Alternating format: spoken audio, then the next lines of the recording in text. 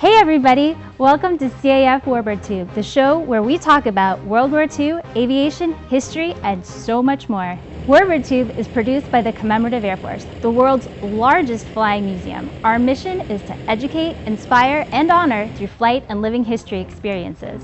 The CAF began the warbird movement more than 65 years ago, and thanks to the support of individuals like you, we continue to grow strong.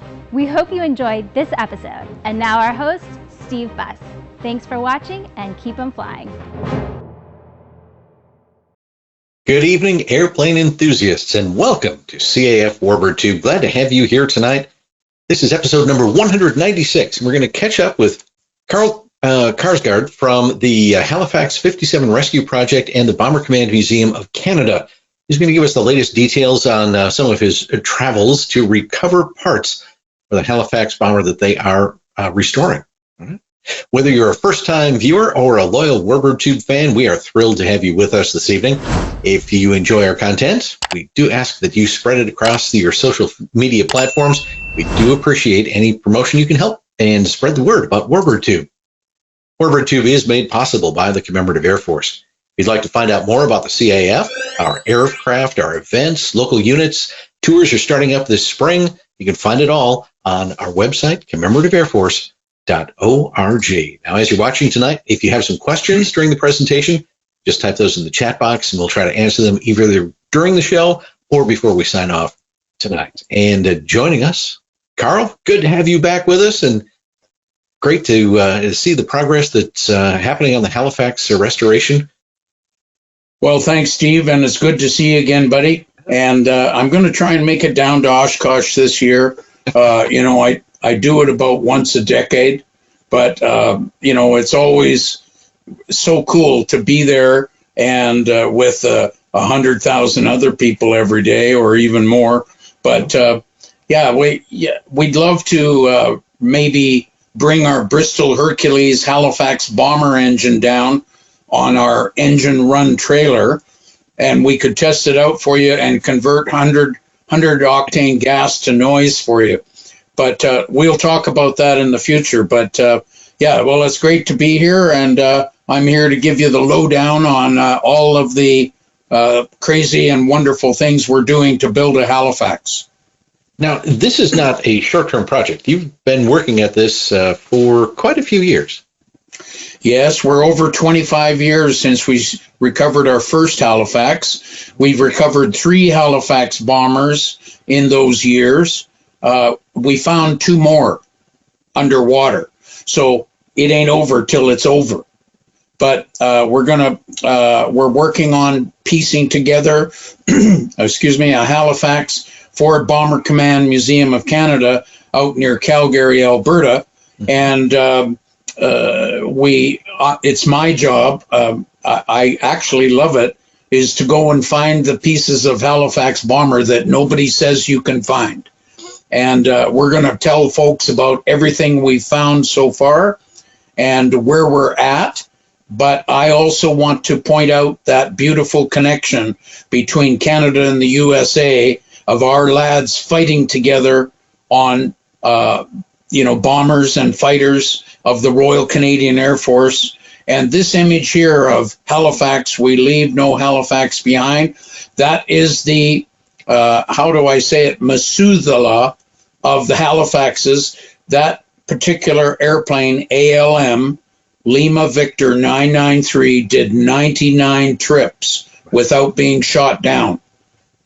And there were a few Americans flew it, and it flew out of northern England most of the time at nighttime. But that is the ultimate Halifax. And of course, they were all scrapped after the war. The British, with Canadians, left them behind and went home to a free country called Canada, and the British cut them all up.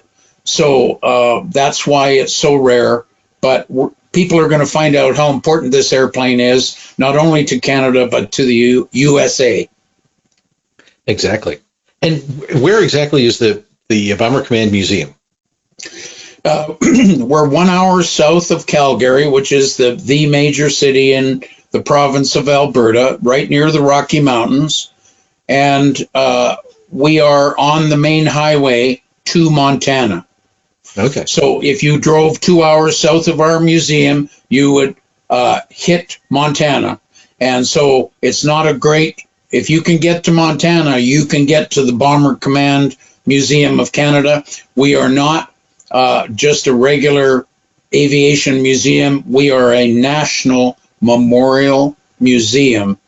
And we have dedicated ourselves to the bomber boys of World War II that flew for Canada. Very good. And you've started a new video series about the program, about the restoration of the airplane. Tell us about that. Sure. Well, we talked about it, and there's so many adventures that we've done over the past 25 plus years that we felt that we should weekly produce a show every Wednesday and put it out on Facebook and YouTube on our adventures since 1995. We recovered a Halifax bomber from 730 feet of water in a lake in Norway. We recovered a Halifax under 20 feet of mud in a swamp in Belgium. And as you know, the latest one is we found a Halifax, a Canadian Halifax, in 40 feet of water off the coast of Sweden. And so all of these adventures, we're sharing them week by week. We can't do a super duper long program, but it's called the Halifax 57 Rescue Show. And your staff there said, can you give us a promo of what this program is all about? And so we, Jim Blondeau, our film producer, he's part of my group. He's been with me since the very beginning. He's a gifted videographer, and he put this together, which shows you everything in little snippets, 20 plus years.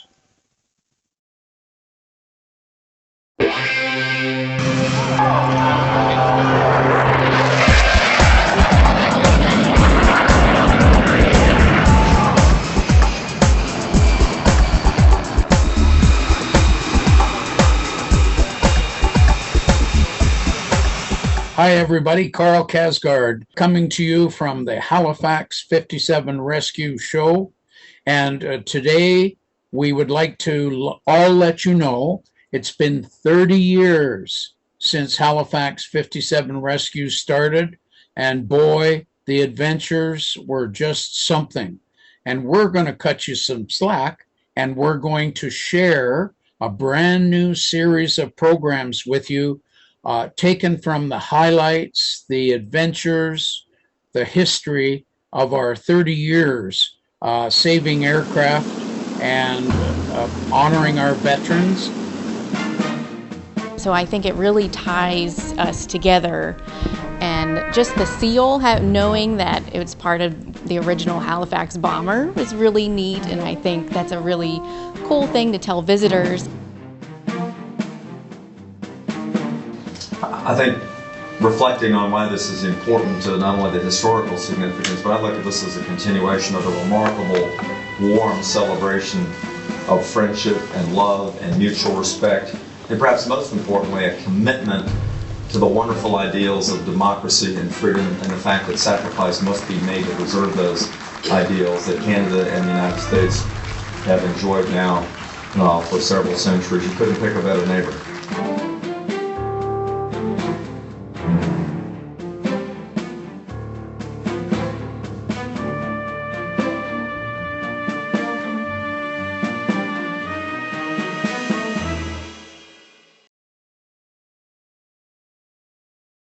That's quite a little promo for the show.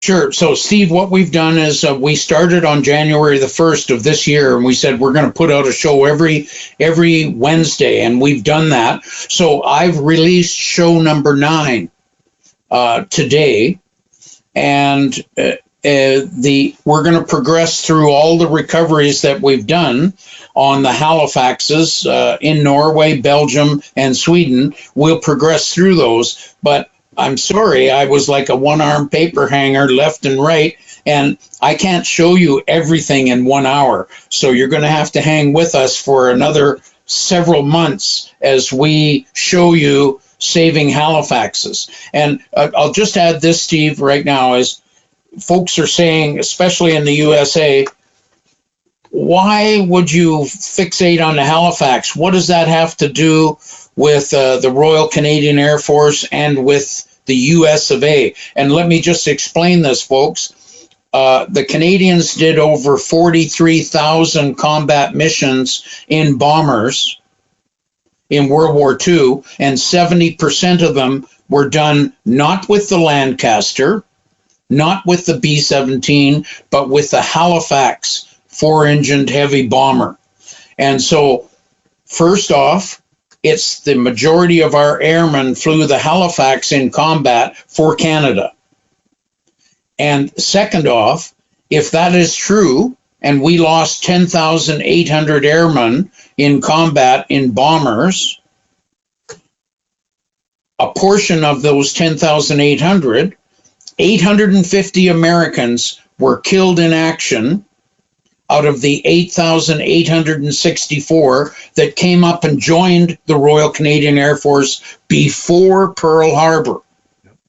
So we have all the files of all the 850 American airmen killed in the Royal Canadian Air Force at our museum.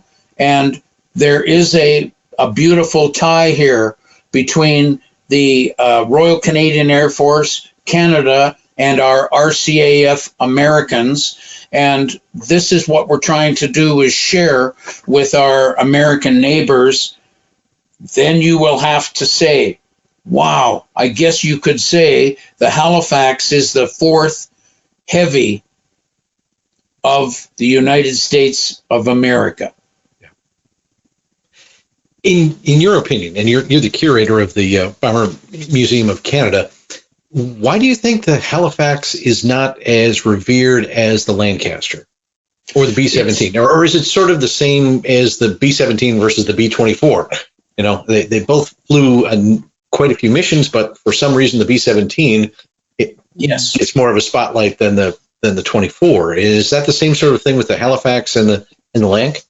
Yes, you are perceptive, and I appreciate that. Now, okay, Battle of Britain. Everybody thinks it's the Spitfire that won the Battle of Britain. No, it isn't. Only 2/3 of the fighters that protected Britain and saved England during that combat of Battle of Britain were Hawker Hurricanes. Only 1/3 was Spitfires. Okay, then yes, you've got the B-17s and B-24s, and the B-17 gets the lion's share of the glory, and the B-24, of which they made more than the B-17, it becomes like it's slightly ignored, and then the same thing happened in Canada. Is when the Canadians, thousands of airmen, including thousands of Americans from Canada, went over to England, the Canadians formed their own squadrons and said, we will help the British Bomber Command with our squadrons. Now, I'll throw this in because I found the paperwork to prove it. The Chief of Bomber Command, Sir Arthur Harris, when he found out the Canadians wanted their own squadrons manned by Canadians and Americans in there, he said, I've got the document. It says, I fail to see why we should give the top equipment to these people that want to huddle in their corner with their own squadrons. So instead of giving us the Lancaster in the Canadian squadrons, they gave us the Halifax. Now, folks, look real close. This is the King and Queen.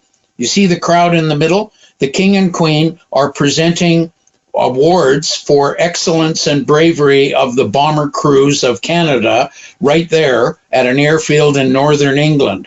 And notice, maybe you can't recognize, but like 10 out of the 12 airplanes that are sitting there are Halifax heavy bombers. There's only 2 Lancasters amongst all those Canadian airplanes, and that's the correct ratio of Lancasters to Halifaxes. in combat. And the Canadians, there's two versions of the Halifax, so don't get distracted. The early Halifax had design problems and it was underpowered. You see the Halifax closest to us, 6U Hotel on the lower left. If you look closely, you'll see a great big mother trucking radial engines on that airplane. That's got Bristol Hercules engines, and it's got each engine, each Hercules has 250 more horsepower than a Merlin on a Halifax. So, Steve, you're pretty good at arithmetic. You can cipher this, and then you can figure out, you mean this version, the radial powered Halifax, had 1,000 more horsepower per aircraft than a Merlin powered Halifax? This was a hot rod, and it was a flying brick outhouse. It would take damage like you wouldn't believe. Plus, when they designed the Halifax, they put the emergency exits near the crew positions. So if you had to get out in a hurry, you had a 25% better chance of getting out of a Halifax if the crew had to bail out than if you were in a Lancaster, because of the placement of the emergency exits. So I don't know. I've got 20,000 hours of flying time. I'd sooner take an airplane that would take a kicking. And you know what I mean by, I can't say it on air, Steve. It's not nice to say kicking, but what I'm getting at is I would sooner be in a super tough airplane that could take that kind of beating and bring me home. Yeah, definitely. So let's talk a little bit about the restoration that you have going on now. And sure. Okay. What are we looking at here? Well, okay, let's back up a little. I went to Malta, which is one of the greatest battlefields, air battlefields in all of World War II, in 2011. And a guy, the curator of the Malta Air Museum, which is just south of Italy, he said, "Carl, you're looking for Halifaxes all over the world?" And I said, "Yes, we want to start another project." And so he said, "Well, there's a scrapyard down the street. And there's Hastings transports cut up in there, and let's go and see if you could get some of that." And the Hastings transport is a Halifax wing with a cargo fuselage.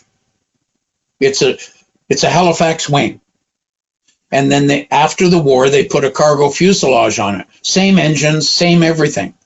So we went down to the scrapyard, and the owner of the scrapyard, he was talking in Maltese to the curator, and he looked at me and he saw the Canadian maple leaf on my lapel, and he said, "Is that guy Canadian?" And he said, "Yeah, he's visiting here, and we wanted to see what you've got left of the airplanes in your scrapyard." And the guy said, "Oh, if he's Canadian, he can come in." And so we went in, and my eyes popped out. There was complete wings, landing gear, engines. So we bought everything for $1 a pound, and we shipped it all back to Canada. So that's how we got our start on our second Halifax in 2011 after the first Halifax.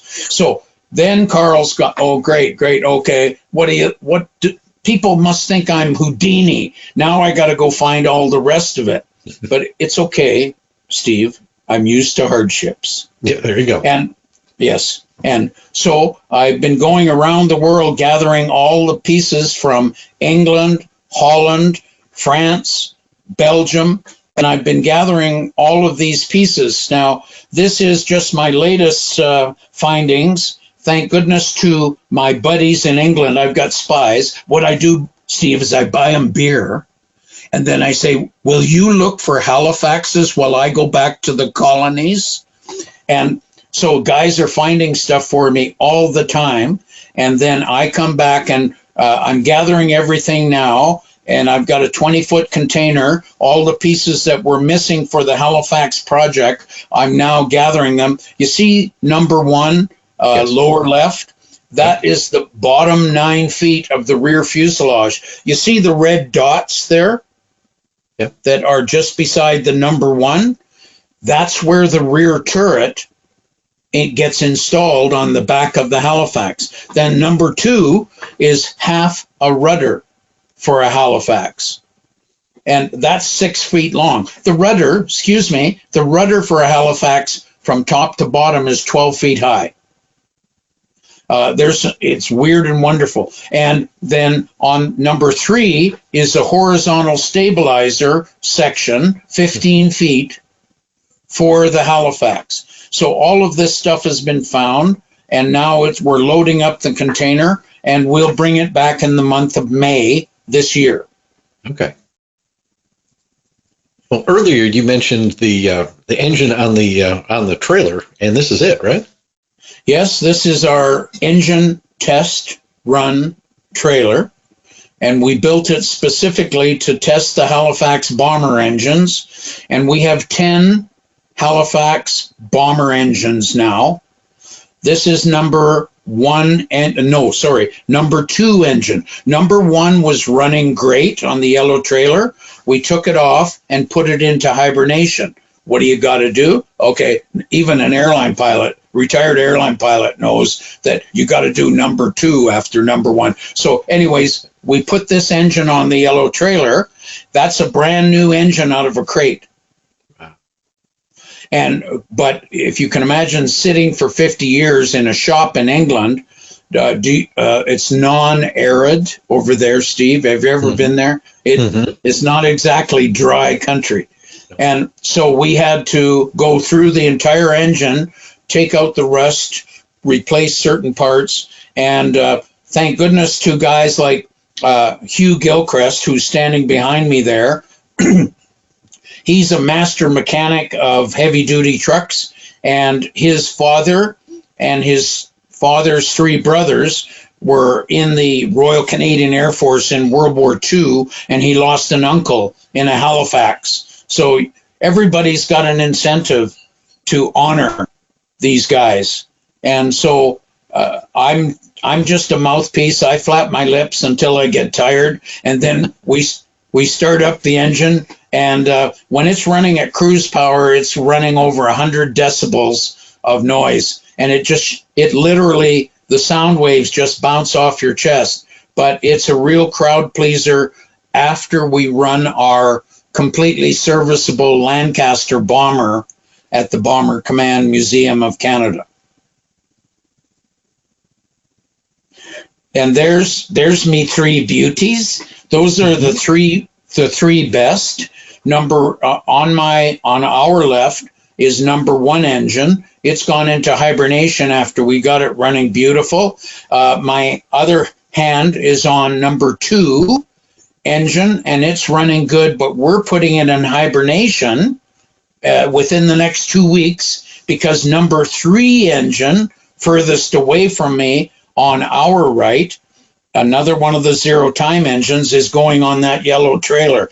And then, you know what Carl's going to do next when he starts tuning up number 3? I'm going to bless Bristol Engine Company with every vernacular phrase I can come up with, because they are British engines with British electrics, and there is a engineer on the production line named Clive, and what Clive's job was to put a hidden bolt somewhere in the back of a component that you can't get to unless you build a custom wrench. And excuse me, those engines are our 3 best, and we have 7 more engines. Plus, I went looking for British wrenches. Okay, you got to follow me on this, Steve. These engines don't take North American wrenches. They take Whitworth, and they take other British wrenches that are totally foreign to American wrenches. And I phoned a company that up northern Canada, that had run cargo airplanes with these engines. And I said, do you have any of those Whitworth wrenches for British engines? I know you sold all your airplanes, but do you have any wrenches left over? Because we need them to work on these engines. And they said, oh yeah, we got some Whitworth wrenches.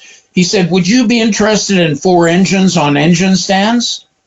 And I said, yeah, but okay, so here's Carl. You know when you play cards and somebody deals you 4 aces, you try to make sure that your eyeballs don't light up because you don't want to telegraph what somebody is trying to deal you. And so I said, well, how much you got to have for these engines? He says, you got a truck? And I said, yeah, we can get a truck. He says, haul them away on one condition. You have to take those 3 tons of Bristol Hercules spare parts over in the corner. So we loaded up a 53-footer trailer with engines and spare parts. And so the Bomber Command Museum of Canada, thanks to Halifax 57 Rescue, has the world's largest collection of Bristol Hercules sleeve valve engines. And let's not get into sleeve valves today, but I'm telling you, there are no poppet valves in these engines. They are sleeve valve. And that's what gives you the smooth running and gives you the horsepower, 1,650 horsepower per engine. So that's the background on our beautiful little Bristol engines. And there, Carl is and Hugh and Bob were working on fitting the cowlings to number 2 engine. This was just practice, and we were getting it all lined up. So we've got enough cowlings to do 3 engines. So guess what? Carl's got to go shopping, and you don't get Halifax parts at Kmart. Do you understand that, Steve? So the problem being is I must go out and find more cowlings, but those are original cowlings. The blue cowling in the middle is a cargo airplane cowling, but it fits perfectly. It was made by the same company as the wartime cowlings. So we have got the solution for cowlings about how to put a nice overcoat on our Bristol beauties. Nice. And now this took me 7 years to find these, and we've talked about this before, but when you go around England saying, have you got any of those propellers that'll fit a Halifax, a Hercules engine? And they say, no. And finally I found the Newark Air Museum had 4 crates of Halifax propeller blades that had never been on an airplane. And so then, Carl's a wheeler dealer, and he's got to say, well, let's do a trade. What do you need? And so they hand me this sheet about this big, about this is what we need for our airplanes today. And then you can have the propeller blades. So I went and got Harvard parts, which are T6 parts. I went and got Merlin parts. I went and got all kinds of special parts that the Newark Air Museum needed. Then I put them in 2 big crates, shipped them air cargo to England. Then I rented a van, took all me parts up there, and then I handed them the parts, and they said, there's your propeller blades over there. Each one of those wonderful little darlings is about 83 pounds. And thank God I had some help. My main man over in England that does this kind of stuff is Andy Ward. I call him Handy Dandy Andy. And he's a jack of all trades. And his uncle, you see, there's a common denominator here. His uncle was killed in action on a Halifax bomber. So everybody's got a vested interest in helping us put together a Halifax. So these blades, some of them are in Canada right now, some are not. There is a photo of Carl assembled one hub and three blades. Our first propeller, I don't know if it's included today on the, oh, there it is. Okay, good. And there's young Zach on the right, and Bob Kitchens, Bob, I've got his pronunciation of his name wrong, but Bob is a real keener, helping us out with the Halifax bomber engines. And you see the air scoop on top of the Bristol Hercules? Mm-hmm. See that big long air scoop? I got that from Oakland, California. What the? Okay, sorry, I almost got carried away. What the heck is an air scoop for a Halifax bomber doing in Oakland, California? Anyways, one of my guys, Eagle Eye, saw it and said, Carl, it looks like the air scoop for a Halifax, and sure as heck it was. And you know what? I'm stifling myself, Steve. I should be going George Patton on you. I like doing that, but I can't. So I will use decorum. Okay. Oh, good. Well, okay. The next thing we're going to talk about is that the center turret, and again, this is a discovery that you made in the United States. And you were telling me the story about Mr. Turret down in the Atlanta area. Yeah. Okay. So Fred Beezer is Mr. Turret of America, and he's got a beautiful collection down near Atlanta. And I went down and saw him 10 or 12 years ago, and we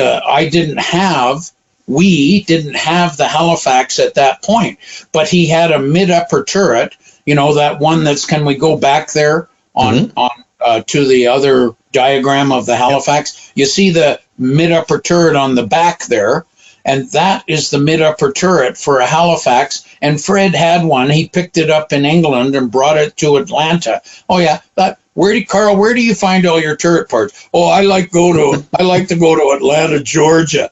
And so Fred and I finally struck a deal, and there's a whole bunch of extra parts thrown in with this turret, like motors and little transmissions and all that stuff. So that Fred is packaging that up for us right now, and then we'll be shipping it up to Canada and out to our Bomber Command Museum just south of Calgary here.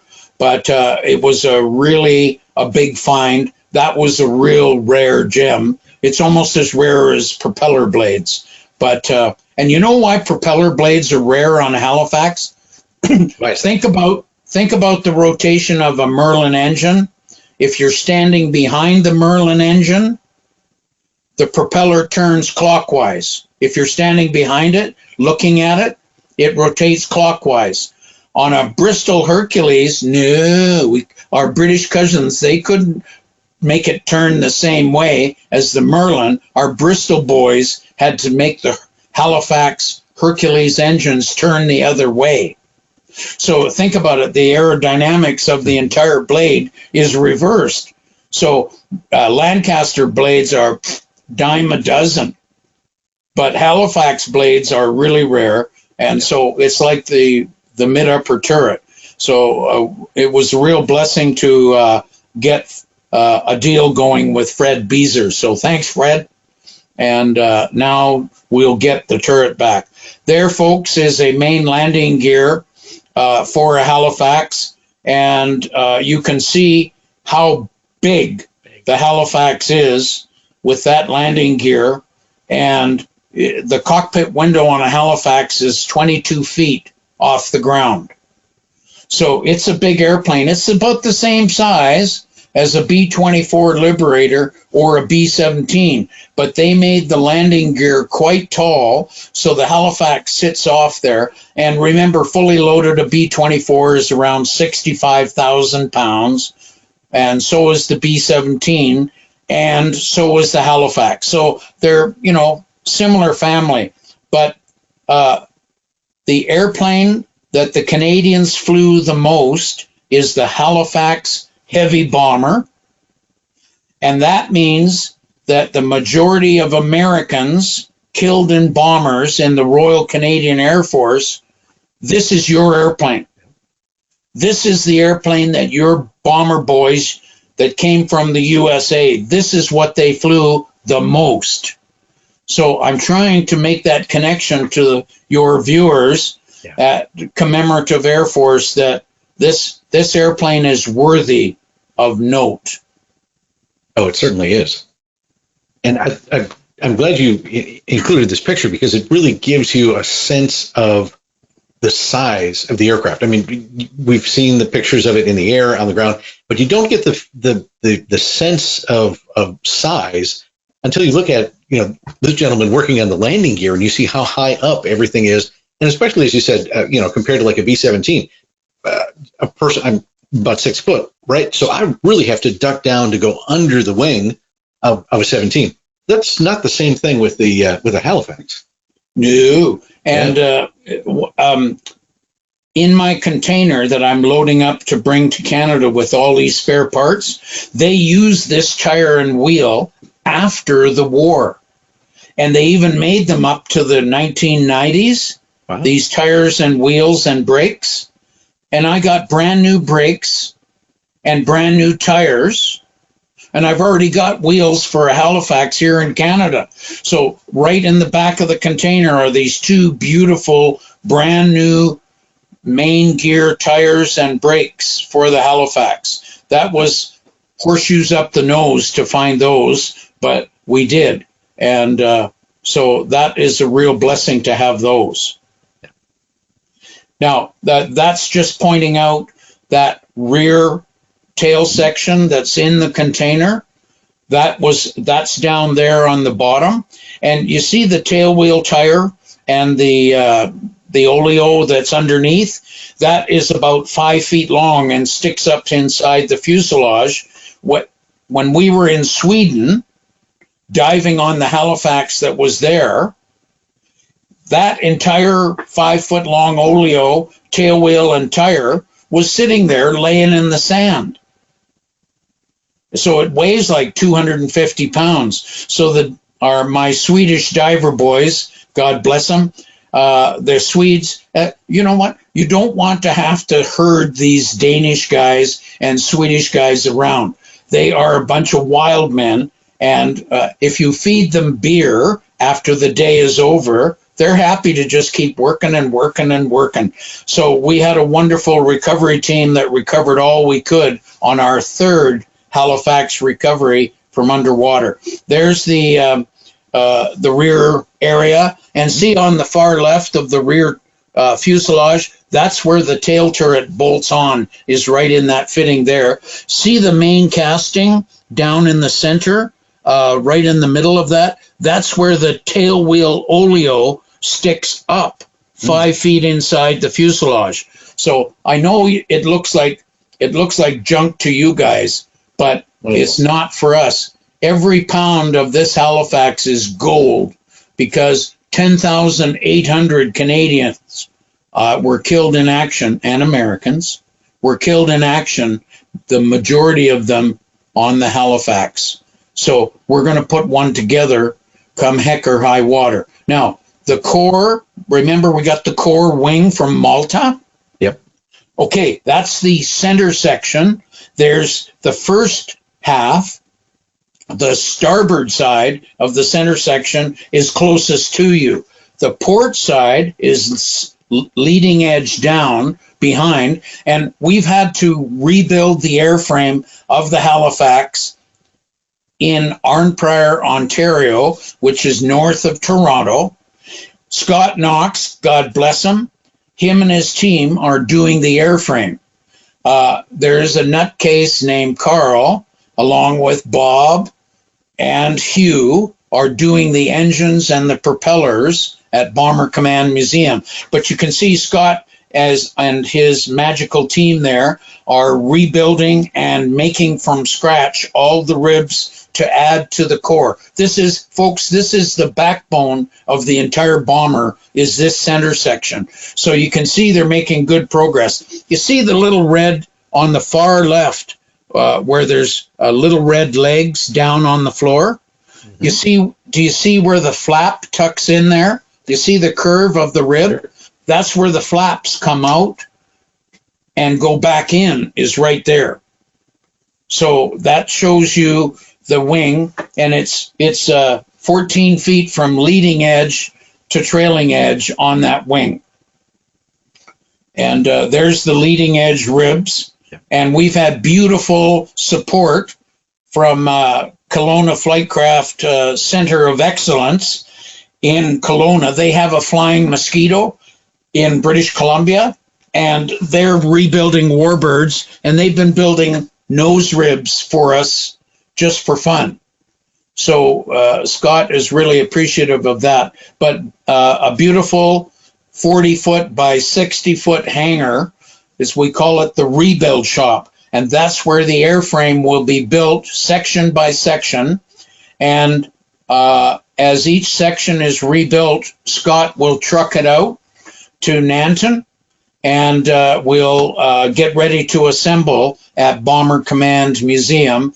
We want a Halifax sitting beside a Lancaster, and I've already told you the reasons why. Yep.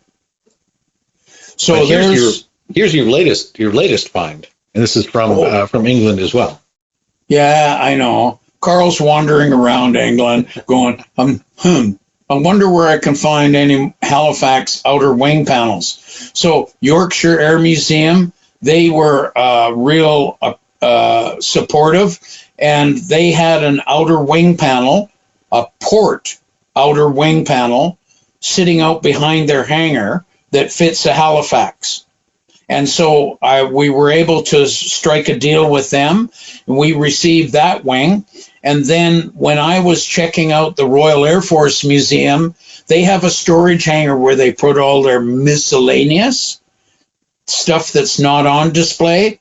And I found a port outer wing. What did I say? Port? Anyways, so port and starboard both outer wings. I got them both. Thank you, RAF Museum, for giving me 3 days notice to get an outer wing panel out of a hangar that it's been sitting in there for over 50 years. Anyways, I did it. And folks, if you think these things grow on trees, it cost me $4,000 for 1 day of crane work to get the outer wing panel off out of the hangar. But we got both wing panels out of their respective museums. Great support from the British guys to give us the wings for our Halifax. Then we took them up to Northern England, and Patrick Smart, my buddy, guess what?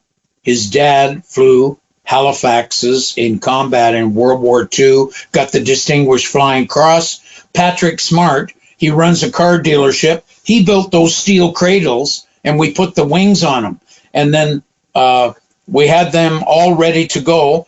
Then again, Brigadier General Colin Keever of the Royal Canadian Air Force, whose father flew in World War II, he said, Carl, can you get your wings up to Scotland?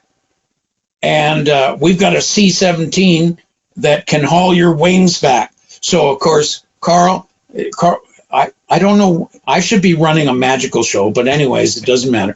So we get the same trucking company that got them to Northern England to take them up to Scotland, and we loaded them on a C-17 and brought them back to within 200 miles of Scott Knox's rebuild shop north of Toronto at Trenton Air Base. And now the wings are with us. That's 54 feet of wing that fits a Halifax bomber.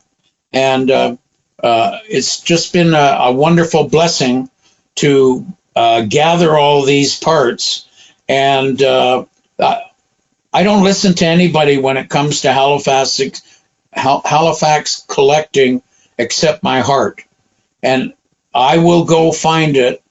And if it doesn't exist, then Steve, you have to step out of the way, because I will keep going until I find it. And that's my allegiance is to these guys that flew the Halifax. And this is the airplane that most signifies the Canadian and the RCAF American sacrifice for world freedom.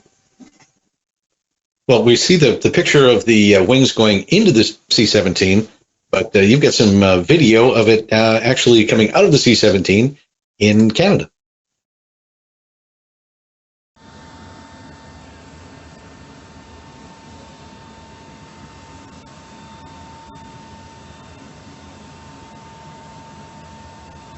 This was such a great, big, huge, momentous addition to our Halifax. This was in August of 2024. And there's Blondeau.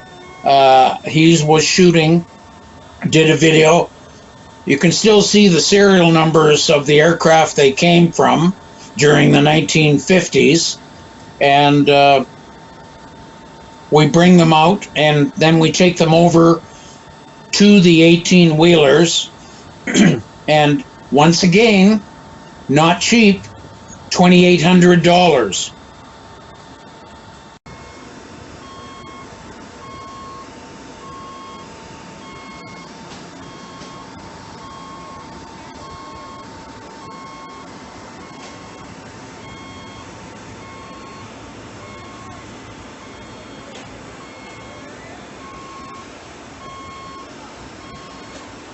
Now here's the money shot, folks, is there is 54 feet of Halifax bomber wing loaded and ready to go to Scott Knox and his team at north of Toronto at a place called Arnprior.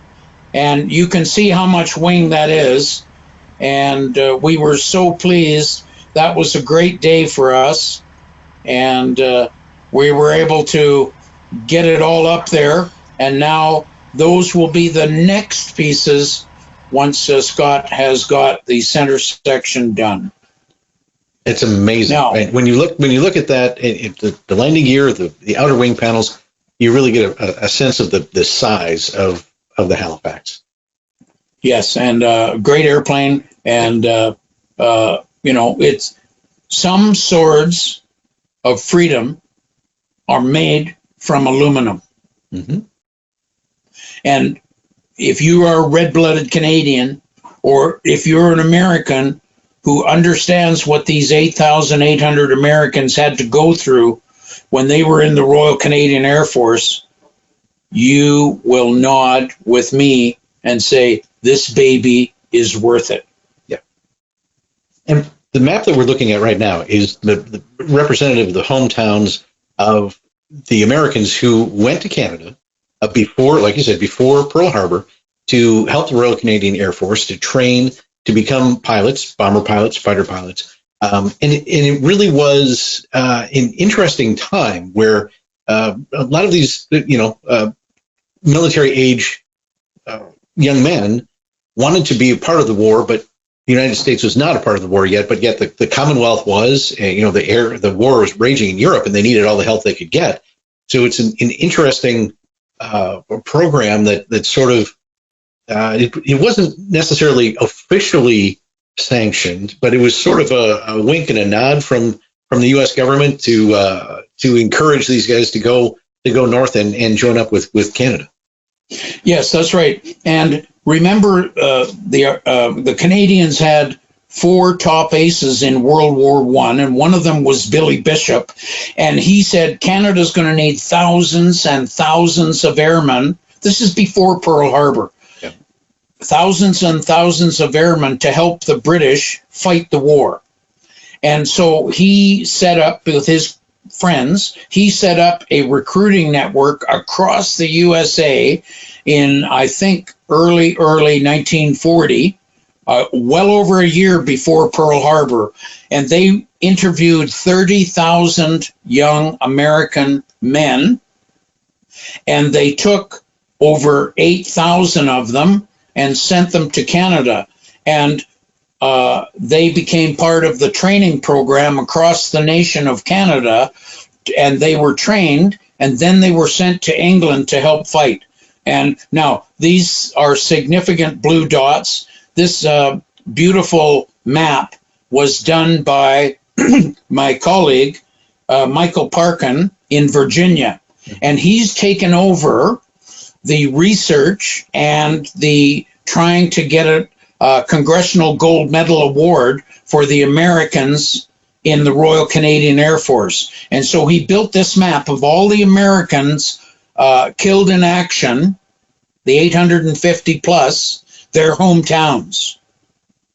So for every blue dot you see, there's more, one or more American airmen killed in action flying in Canadian combat airplanes in World War II fighting for the British.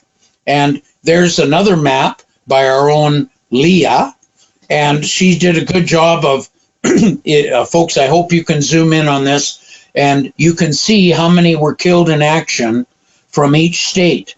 And look at California, 66 young Californians killed in action in the Royal Canadian Air Force. We're not talking about the Eagle squadrons. Mm-hmm. We're talking about American lads in the Royal Canadian Air Force. Has nothing to do with the Eagle squadrons.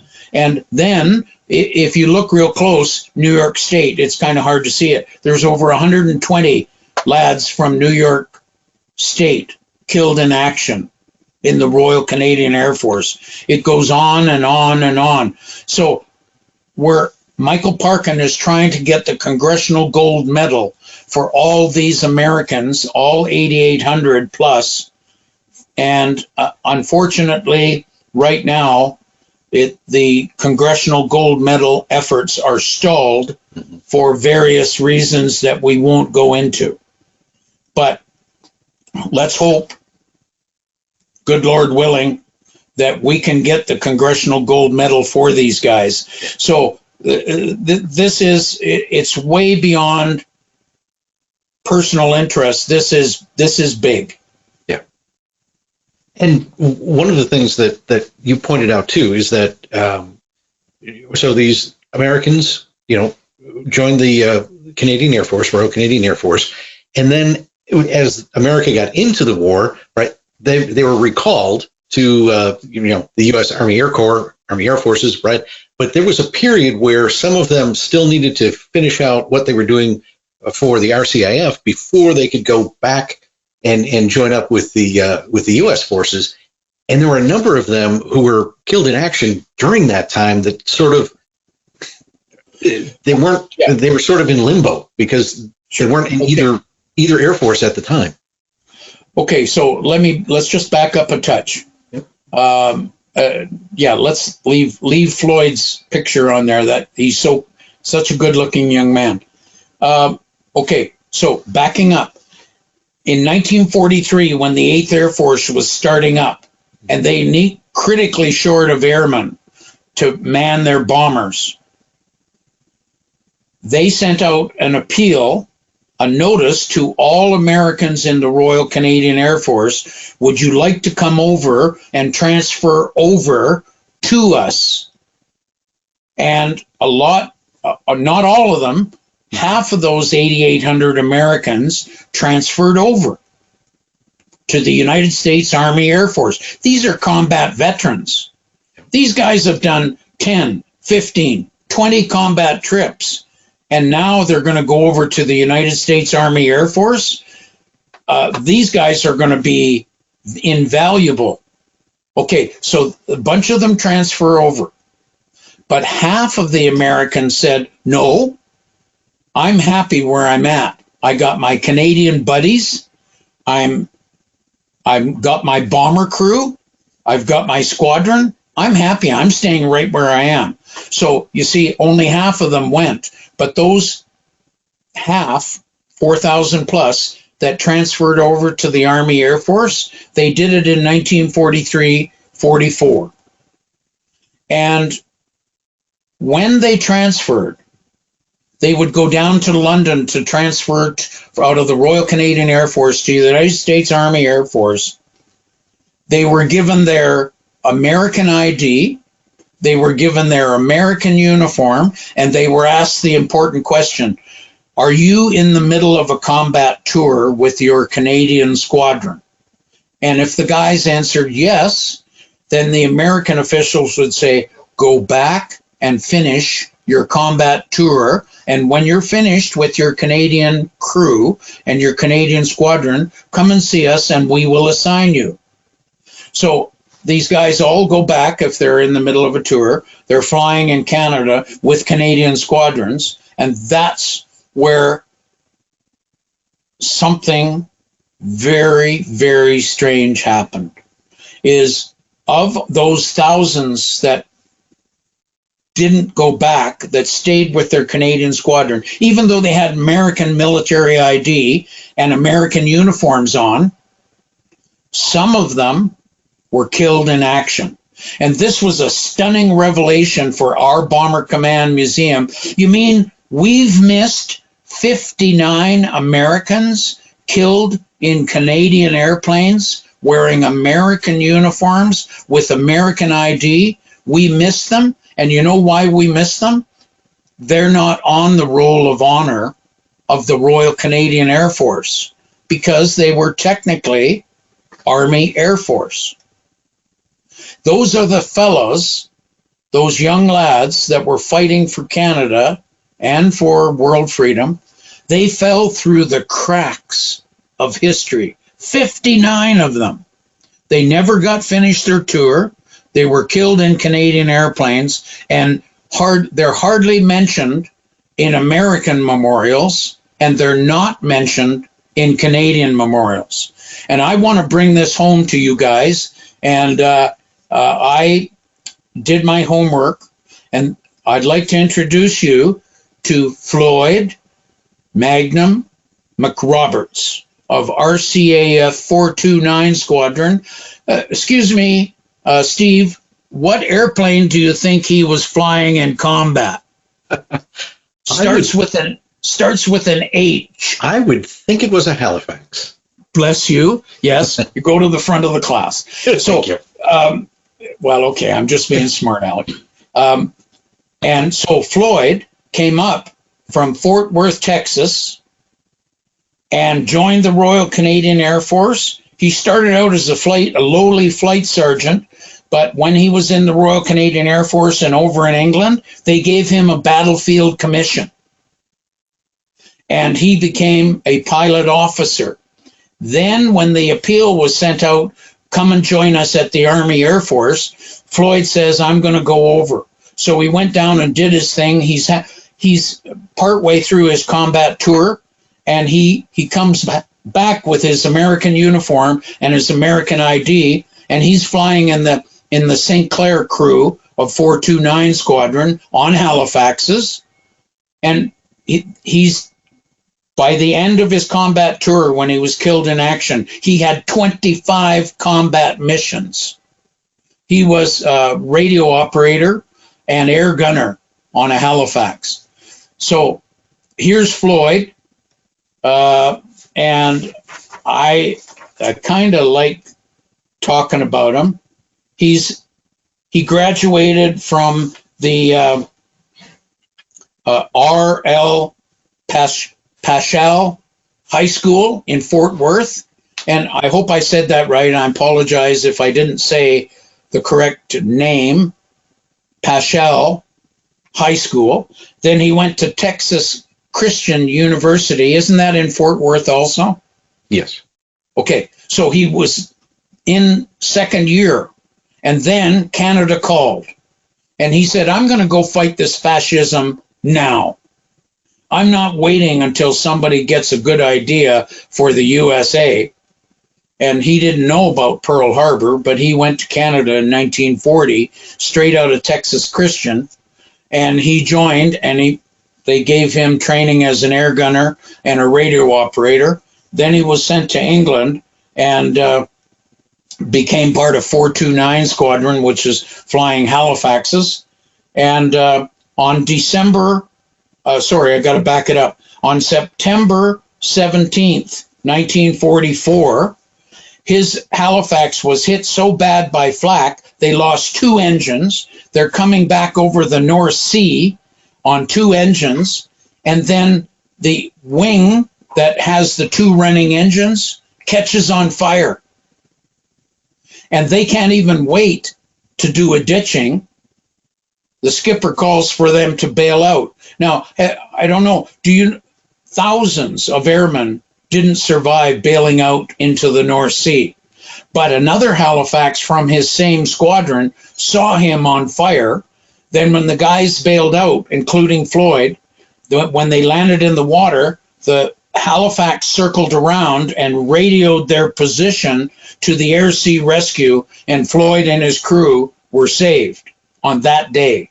They didn't have a hope in hell of being saved if it hadn't been for that other Halifax. So that's September. And then tragically on December the 6th, 1944, Floyd and his crew were killed, never returned, are still missing in action to this day. So Floyd is not remembered in the honor rolls of the Royal Canadian Air Force because he had American ID, and he's only given a 1 line in the United States Army Air Force, and it says killed in Halifax, MZ 483.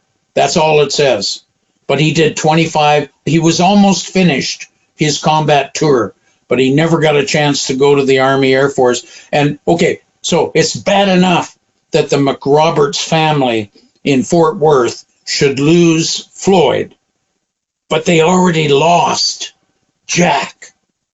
Jack McRoberts was killed in a C-47 crash just before D-Day in England, in a flying accident, not combat, but a flying accident. So it goes beyond comprehension what a horrible dark day that would be for the McRoberts family, is to lose 2 sons in 1944. But folks, if you think that it is worthy, this sacrifice, we got to remember guys like Floyd and Jack McRoberts. But you didn't know about Floyd McRoberts until today. And so this is what our museum does. We save the stories, and even if he's not on the Canadian honor rolls, he was fighting for Canada and world freedom. So I wish I could get wound up about something, Steve. But this young man, he deserves all the credit.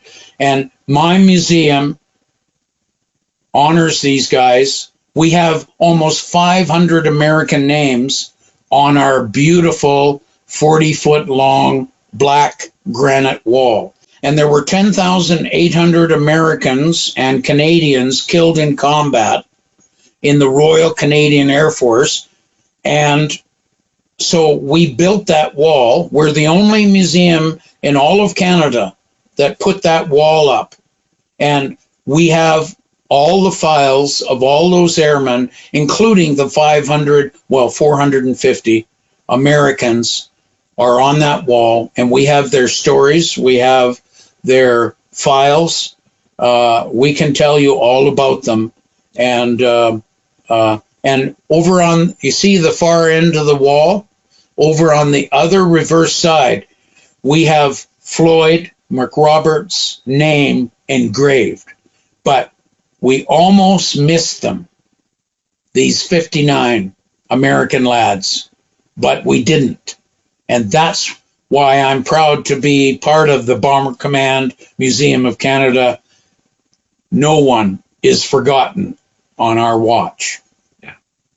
Yeah, the research that you've done for Bomber Command and the RCAF Americans, absolutely fascinating, and we're so happy that someone did take an interest in this and that they are not forgotten. And a few of our viewers tonight had their own kind of stories that have bubbled up listening to you tonight, and we'll share a couple of them here.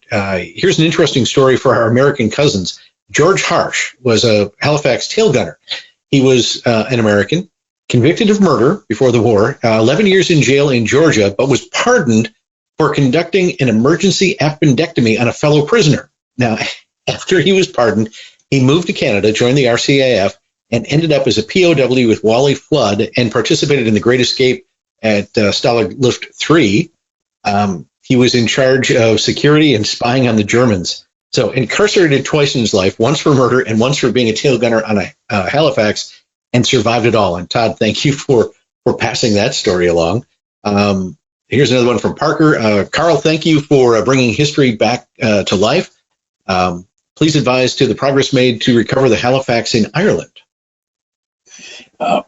Yes, well, we know where there's a Halifax in about 7,000 feet of water off the coast of Donegal, Ireland, and we've researched that. And the only way I can finance recovering that one is if my ex-wives pay me back all the alimony that I have paid them.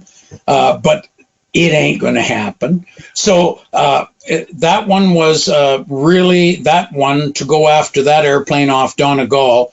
If I could raise the millions required, I would go get that, because that Halifax flew on D-Day and did 30-some combat trips. So it is the, what shall I call it, the most historic of all the Halifaxes that might have a chance to recover that one. But Steve, I can't tell you about the other two that we found. But if the good Lord willing, if I can just get the funding and the locate the airplane, we know where they are within, half a mile. They're ditchings, not crashes, ditchings. But we have to, we're working on that. And so those are all things that if people want to contact me at Halifax 57 Rescue, or you'll be able to do that graphic of my email, my website. We could talk about it. And you know what? All the brand new main spars and the brand new rear spars that we made for the Halifax at a factory in Oregon, we've got another set of main spars and rear spars for a Halifax, plus a starter kit that we're not going to use. So if any of you yippee-ki-yay people down there in Texas, if you want to sell an oil well, and we have a starter kit for you if you want to build a Halifax, or you could help me and my team get the next Halifax out, and maybe we'll share Halifaxes with you. There you go. And here's one from Dominic, and this thank you for these kind words. Awesome presentation. To cite the significance of this warbird versus the other Glory Boys, my father was on B-17s. I wish he was alive to hear this broadcast. Fascinating night, gentlemen. God bless you. So, Dominic, thank you. That means a lot, and glad that you were here to hear our stories tonight. Yeah, well, Dominic, the thing is I was blessed when I was in my 30s and 40s. I went to all the bomber crew reunions, and I would listen to the guys talk over a beer into the midnight hour, and they would tell me things. Steve, I've got a story I could tell, but how are we on time? I don't want to go over. We're a little over, but yeah, go ahead. Well, okay. So Ian Turnbull was the pilot of a Halifax coming into the target, and a mid-upper gunner looked over and he saw, how they do a gaggle. It's freelance formation. He said, we got a lank coming in on the right. And so Ian looks over, he sees the lank on a mid-air collision course, and he chops the throttles on the Halifax, and he slows down really fast. And the lank comes in, and it hasn't even seen the Halifax, and it angles in, and the tail gunner, the tail of the Lancaster misses the nose of the Halifax by a foot or two.